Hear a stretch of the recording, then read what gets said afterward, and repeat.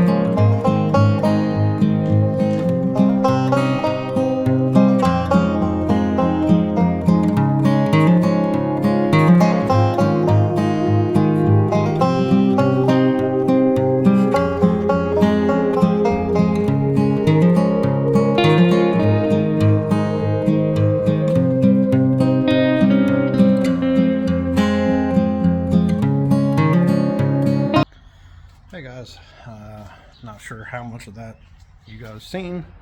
We've done just a lot of odds and ends today. We got the rear hooked up. It's all screwed in place, but it's tweaked good enough that the trunk here, this thing's very finicky.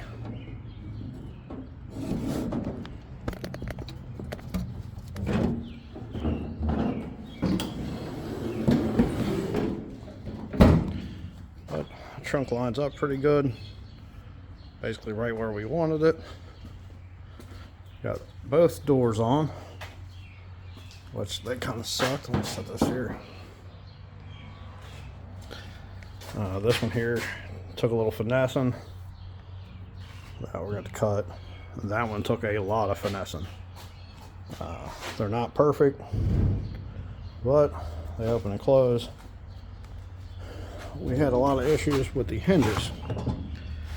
We had to drill through and put new nuts on the back side of these.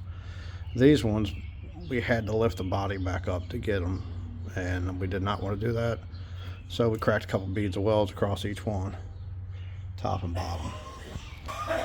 So they open and close. They function properly, but they'll never come back off. So that's kind of where we are today. I'm not sure that we're going to get much more done today. Flip you around so you can see the whole side. So that's her. It's the first time we've seen it all the way with the body and doors on. Same thing over here on the other side with full bodies and doors. This one, this door was actually impacted pretty good. It had been tweaked up in this area, and basically stuck a 2x4 through it multiple times and pushed on it, pushed on it, pushed on it, and eventually it caught. Fender needs raised up just a hair. We got some body work there to do. Not that we're going to do a whole bunch of body work, but she's in there. Hinges are ridiculously tight, so hopefully they loosen up. That's obviously not finished, but the hinges are for the moment. So that's where we are today. That's probably where we're going to leave it off today.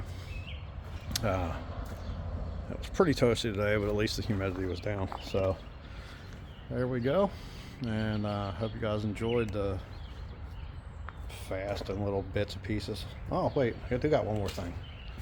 Show you my favorite part.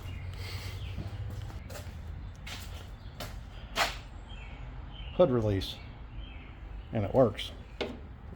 Moves the safety latch, pops it. All the factory components off the original Ford. I know that's not very impressive to you, but I'm pretty happy that that actually still works. It's pretty funny. So there we are, and we will see you guys on the next one. Thanks for watching.